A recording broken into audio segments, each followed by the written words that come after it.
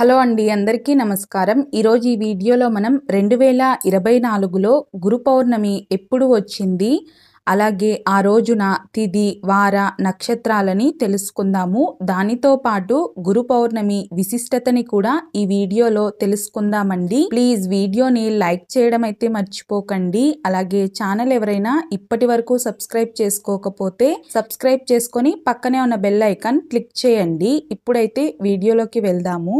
మానవులందరికీ కూడా గురువైనటువంటి వేదవ్యాసుని పుట్టినరోజునే మనం గురు పౌర్ణమిగా జరుపుకుంటాము. గురువు అంటే బ్రహ్మ విష్ణు మహేశ్వరులు ఒకటే జన్మించిన రూపం, సాక్షాత్వం ఆ పరబ్రహ్మ స్వరూపమే గురువు. గు అంటే అంధకారము లేదా అజ్ఞానాన్ని, రు అంటే నిరోధించుట లేక నశింపజేయుట అని అర్థం.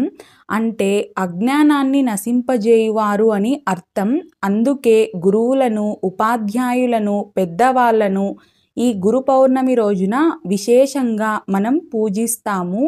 హిందువులు ఆషాఢ శుద్ధ పౌర్ణమిని గురు పౌర్ణమి లేదా వ్యాస పౌర్ణమిగా జరుపుకుంటారు. మన భారతీయ సంస్కృతిలో గురువులకి ప్రత్యేకమైన స్థానం ఉంది. యోగా సాంప్రదాయంలో పరమశివుడు ఆదియోగి, గురు సాంప్రదాయంలో శివుడే ఆది గురువు.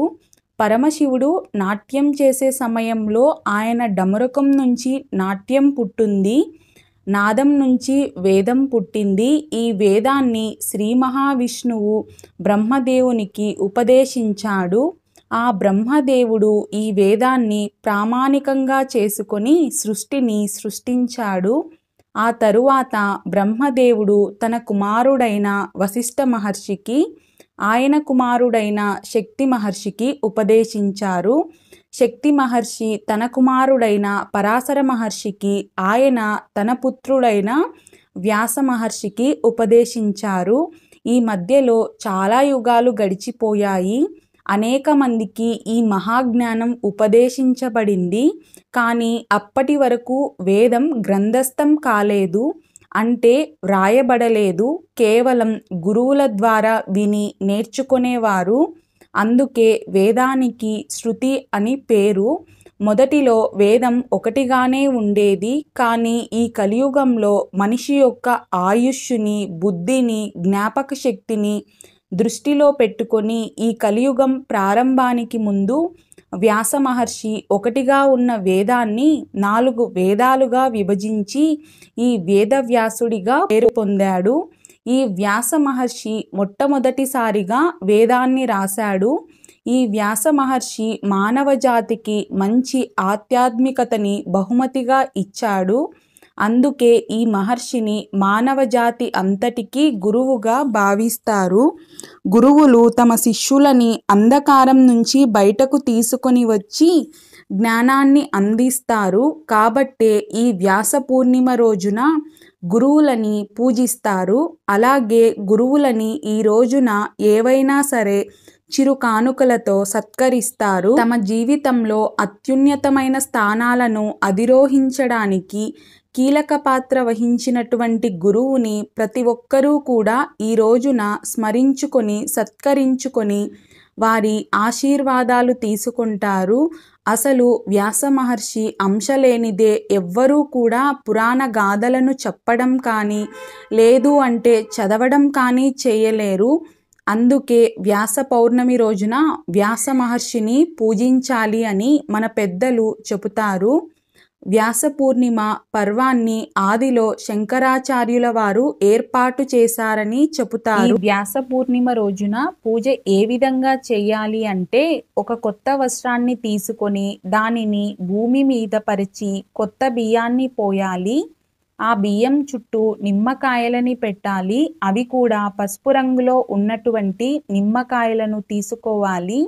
ఇలా పెట్టడం వలన వాటిని శంకరులు, అలాగే ఆయన 4 శిష్యులు వచ్చి స్వీకరిస్తారని నమ్మకం.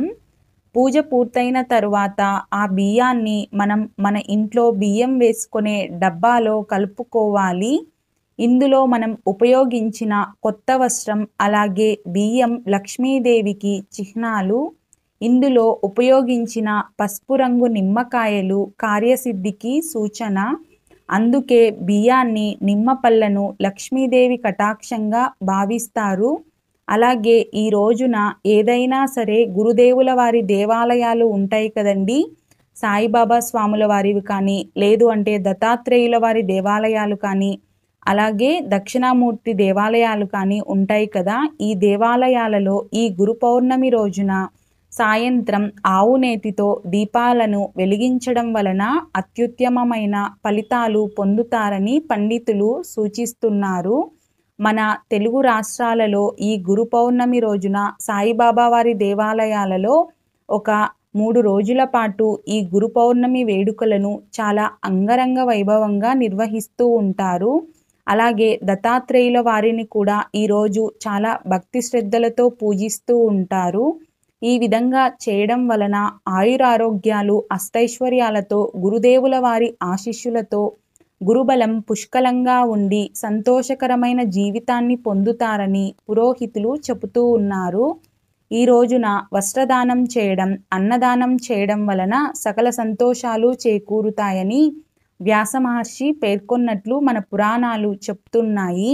దక్షిణ భారతదేశంలో ఆదిశక్తి అయిన అమ్మవారి పేరిట ఈ పౌర్ణమి రోజున పౌర్ణమి వ్రతాన్ని ఆచరిస్తూ ఉంటారు. అలాగే ఈ పౌర్ణమి రోజున చాలామంది దేవాలయాలలో కానీ, తమ ఇళ్లల్లో కానీ శ్రీ సత్యనారాయణ స్వామి వ్రతాన్ని ఆచరిస్తూ ఉంటారు. గురు పౌర్ణమి నాడు గురు పూజ చేసిన వారికి అన్నీ కూడా శుభ ఫలితాలు కలుగుతాయని మన పండితులు చెప్తూ ఉన్నారు. ఈ 2024లో గురు పౌర్ణమి ఎప్పుడు వచ్చింది, అలాగే పౌర్ణమి తిథి ఎప్పుడు ప్రారంభమై ఎప్పుడు ముగుస్తుంది, తిదివార నక్షత్రాలను ఇప్పుడు తెలుసుకుందామండి. గురు పౌర్ణమి 2024 జూలై 21 ఆదివారం రోజునైతే వచ్చింది. ఈ రోజున తిథి పూర్ణిమ, ఈరోజు నక్షత్రం ఉత్తరాషాఢ. పూర్ణిమ తిథి ఎప్పుడు ప్రారంభమై ఎప్పుడు ముగుస్తుందో తెలుసుకుందాము. పౌర్ణమి తిథి మనకు జూలై 20, 2024 సాయంత్రం 5:59 ప్రారంభమవుతుంది.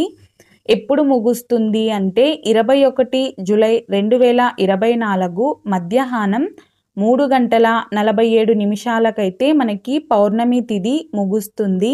చూశారు కదండి. ఈ వీడియో మీకు నచ్చినట్లయితే ప్లీజ్ లైక్ చేయండి. అలాగే మీ ఫ్రెండ్స్ అండ్ ఫ్యామిలీ మెంబర్స్కి ఈ వీడియోని షేర్ చేయడం మర్చిపోకండి. వీడియో చూసినందుకు మీకు కృతజ్ఞతలు.